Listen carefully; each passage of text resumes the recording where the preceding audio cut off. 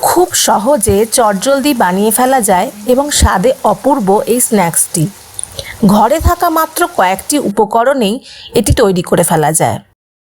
প্রথমে গাজর, ক্যাপসিকাম ও ধনেপাতাকে ছোট ছোট করে কেটে নিতে হবে। এখানে পেঁয়াজ ও রসুনও ব্যবহার করা যায়, কিন্তু আমি সম্পূর্ণ নিরামিষ বানিয়েছি তাই দিইনি। এবার একটু সাদা তেল গরম করে তাতে ওই কোচানো সবজি দিয়ে হালকা নেড়ে স্বাদ মতো নুন দিয়ে গ্রেটেড পনির দিয়ে আরও কিছুক্ষণ নেড়ে নিতে হবে।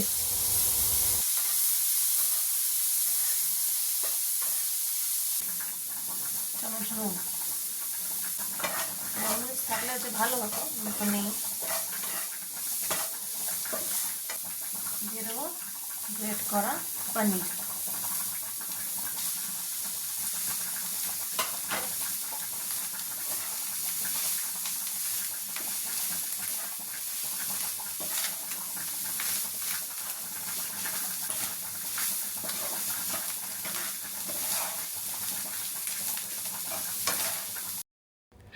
এবার কিছু বেসিক মশলা যেমন 1 টিস্পুন জিরে গুঁড়ো, 1 টিস্পুন ধনে গুঁড়ো, 1/2 টিস্পুন হলুদ গুঁড়ো, 1/2 টিস্পুন গরম মশলা গুঁড়ো ও সামান্য চিলি ফ্লেক্স দিয়ে আবারও নেড়ে নিতে হবে।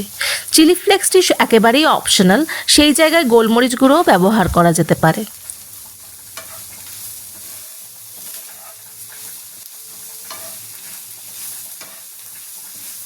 এবার একটি গ্রেট করা সেদ্ধ আলু ওর সাথে মিশিয়ে নিতে হবে। এই পর্যায়ে নুনটা চেক করে নিতে হবে। আমার একটু কম মনে হয়েছিল তাই আরেকটু দিয়েছিলাম। শেষে কয়েকটি বাদাম মিশিয়ে নামিয়ে নিয়েছিলাম। গ্রেট করা আলু,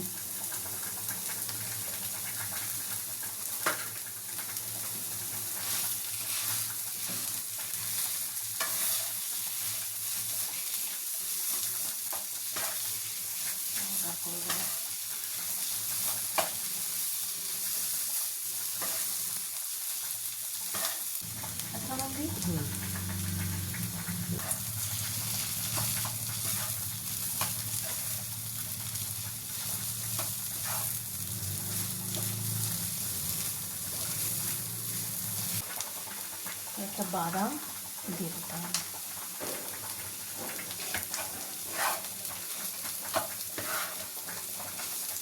মিশিয়ে নিয়ে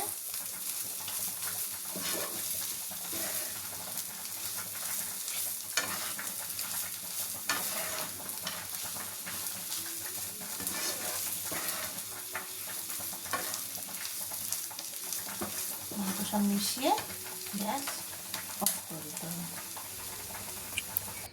এবার এই মিশ্রণটি ঠান্ডা করে এর থেকে ছোট ছোট বল বানিয়ে ইচ্ছে মতো শেপে কাটলেট গড়ে নিতে হবে। এবার অন্য একটি পাত্রে অল্প ময়দা ও সামান্য নুন নিয়ে জল দিয়ে সেমি লিকুইড একটা স্লারি বানিয়ে নিতে হবে।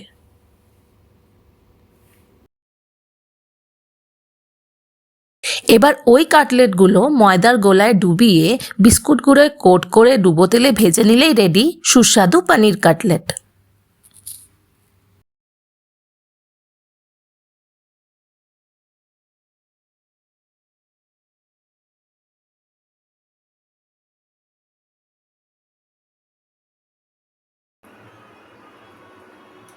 ছোটো বাবু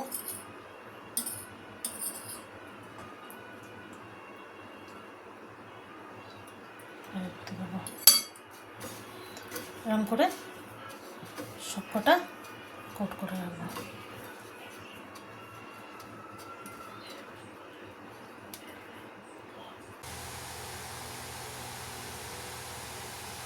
এবার এই যে সবকটাকে করে নিয়েছি, এবার একটা একটা করে ভাজবো।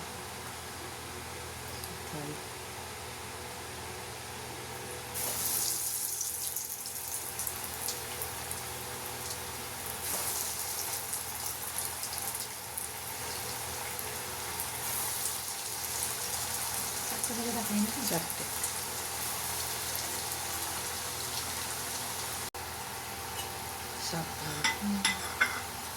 গোল্ডেন ব্রাউন করে ভাজা হয়ে গেছে। একটা করে